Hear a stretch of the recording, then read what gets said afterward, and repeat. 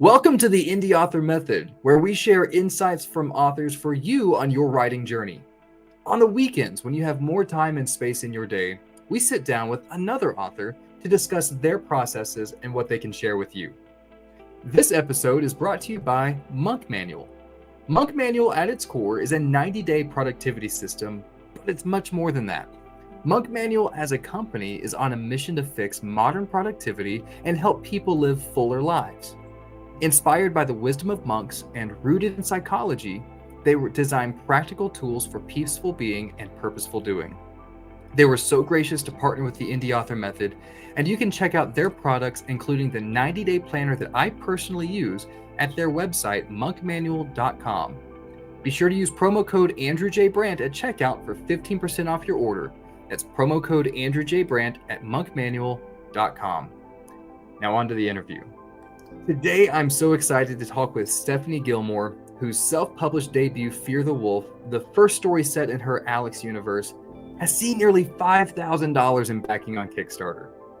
Stefanie, let's get into this book and the success you've seen by launching on Kickstarter. Welcome to the show.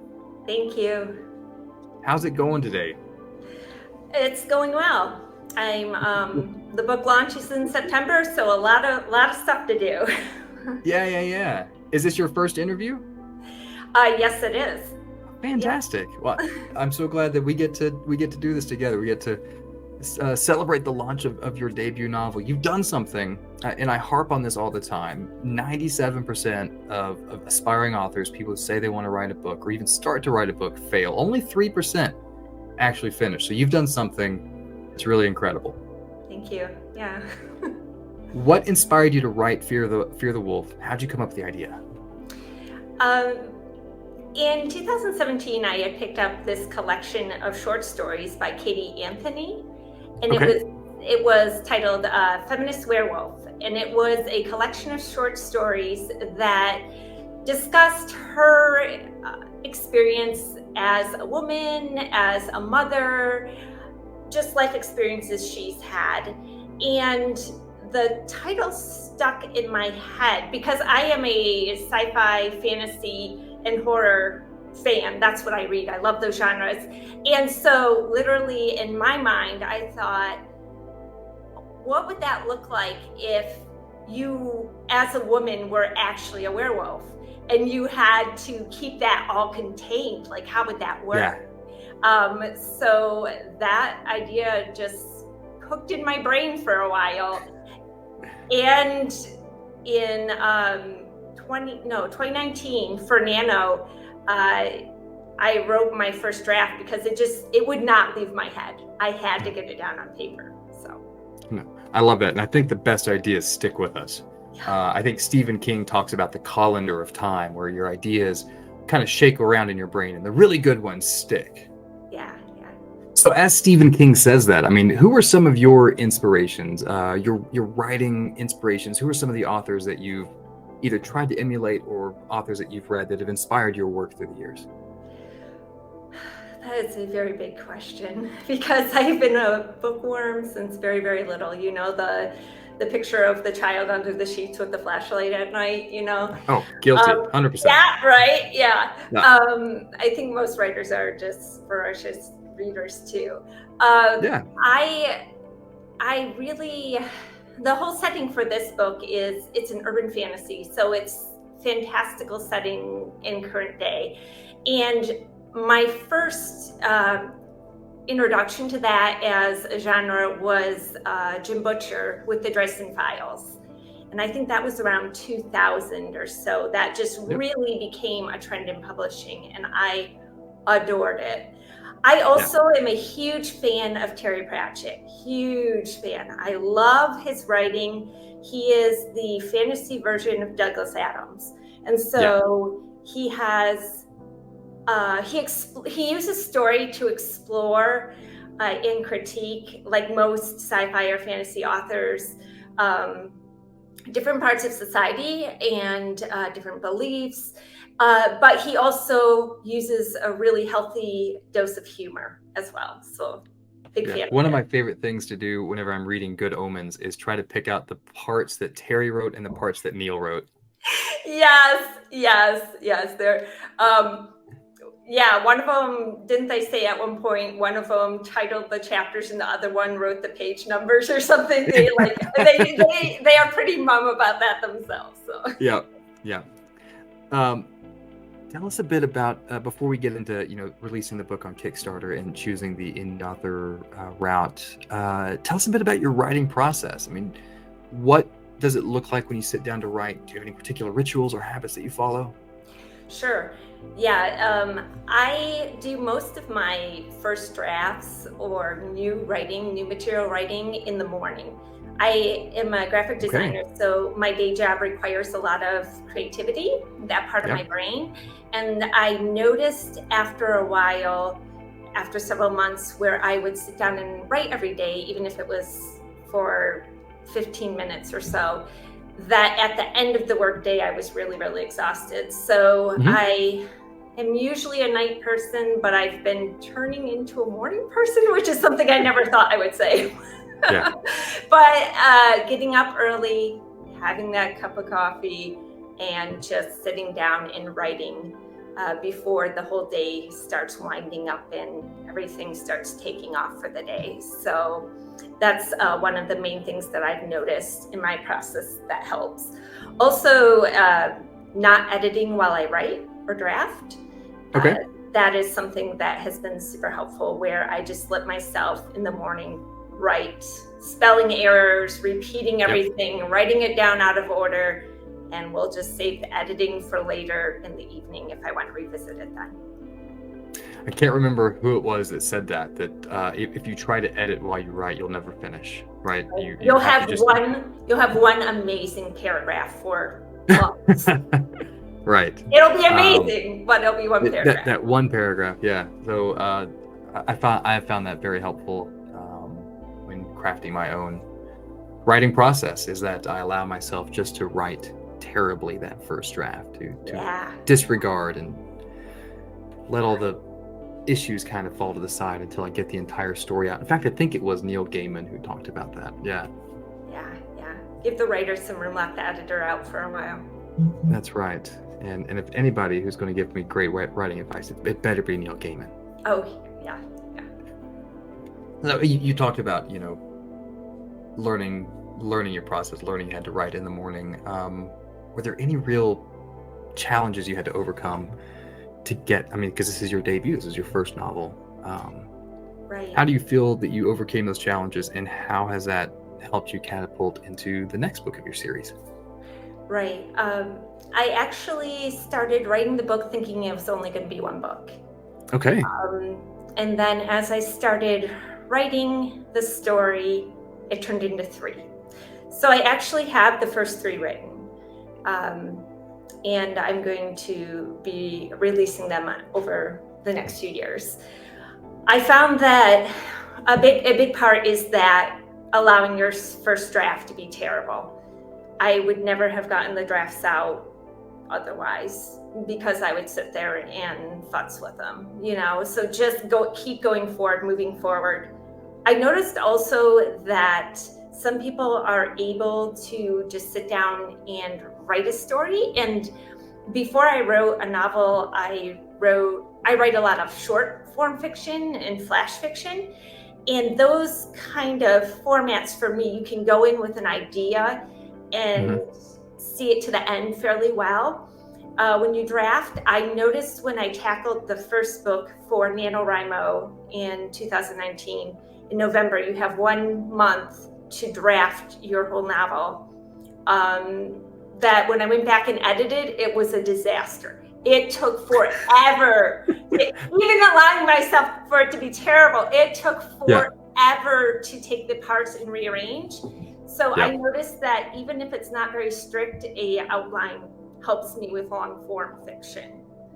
So that was a big challenge to overcome too. Before I said, because I didn't want to take. I don't know why I thought an outline would take the fun out of writing, but even having a general idea, like different guideposts along the way, and that way you can also, in that way, gauge your how the story's progressing over Right. the arc and the Right. pacing. It's very Mhm. helpful.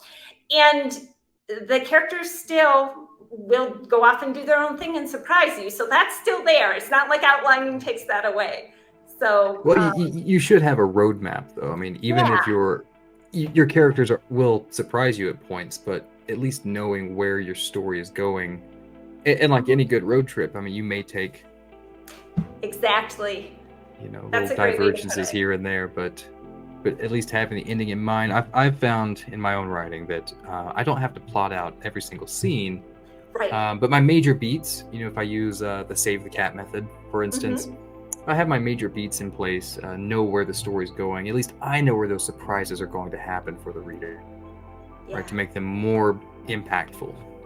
Yeah, and keep that pacing even. I mean, I Yeah. eventually unsnarled everything from that first draft when I just flew by the seat of my pants, but it took a lot longer probably than it should have. Stephen King's On Writing, in that book, he talks about how he doesn't work off of an outline and there are a lot of parts of that book that I find really helpful. There's some that I think that are a little overblown, especially for new and aspiring authors.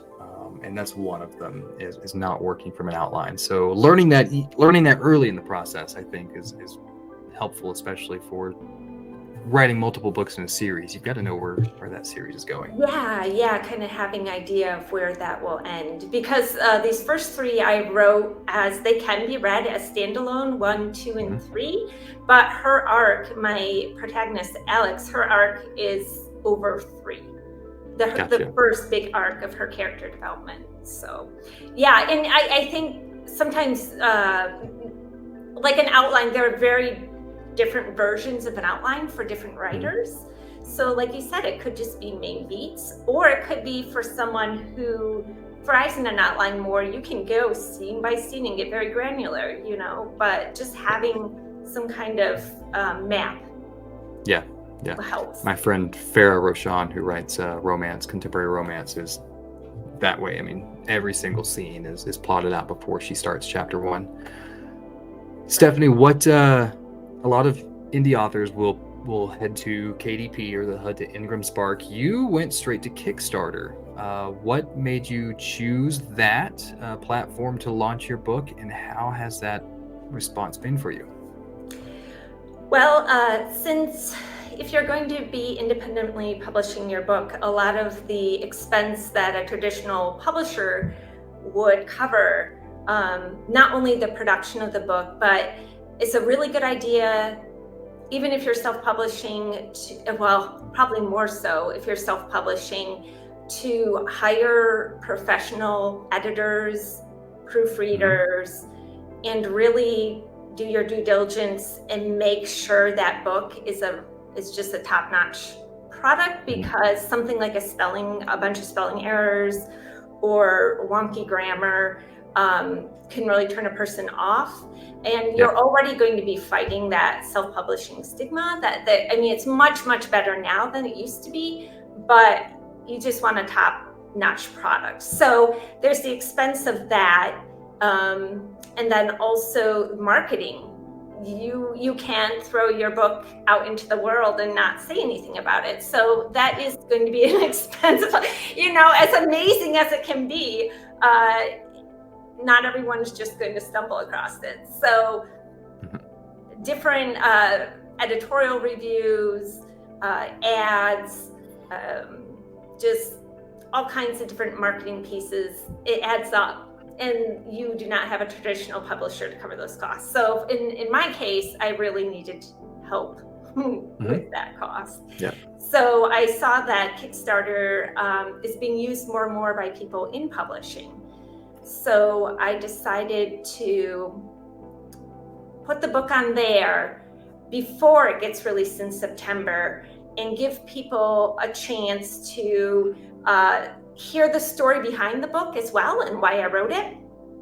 And then if they want to support it, they could back it through there. And Kickstarter was a really great platform because there are people who go there just to support creative work. They love supporting creative work, and they'll be there for you. So yeah, it was a really great experience. I did a Good. special edition cover. Oh, cover art. That's another thing. Get a Yeah. good cover, pay for a good cover. And so I did a special edition cover strictly for Kickstarter, and people really enjoyed that and just had a lot of fun with it. They were messaging me and telling me, oh, you're up to such and such. I couldn't watch, but it got funded in one day. And so it was amazing. We hit our goal in one day. And that also, I say we, because then you have like this whole group of people that have energy and excitement, and it's just really fun to do together. So yeah, I did that, and now have a bit of a budget I can use to make more of an announcement in September when the book releases wide on other platforms. That's fantastic. Stephanie, where can our viewers and listeners of the podcast find you? I have my website, StefanieGilmour.com, and then also I'm at Steph Gilmour on Instagram, and then author Stefanie Gilmour on Facebook. Those are the main things I'm using right now to communicate. Sure. And if our subscribers want to contribute to the backing of the Kickstarter campaign, if they want more information, they can find all that information on your website? Yeah. Fantastic. Stephanie, one more question before I let you go. This is going to happen to you.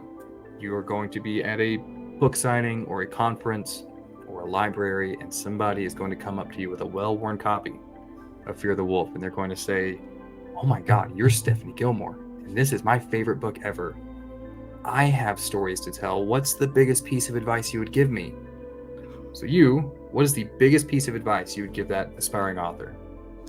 Well, first I'd probably start crying. It's already getting dusty in here thinking about that, because I'm writing the story for that person. So I think this was a really, really tough question. I think my biggest piece of advice is, if you're a new writer, to find your people, because writing can be very hard. It can be very lonely. And so you have your story and your excitement, and it's really a lot of fun, but then there'll be days where you think, what am I doing? This is nonsense. You need your people, your fellow writers out there. It can be a critique partner. I have one that I absolutely adore, and this book would not have gotten done without him. Or it could be writer groups. Find other writers and build that community so you can support each other. Sure. Stephanie, thank you so much for your time today. Looking forward to getting my hands on Fear the Wolf, coming out next month in September. Thank you. Appreciate your time. That's our interview for the day. Thank you for tuning in. And remember to subscribe to our newsletter for more insights and wisdom for your writing journey at the Indie Author Method. Find us online at my website, www.andrewjbrandt.com.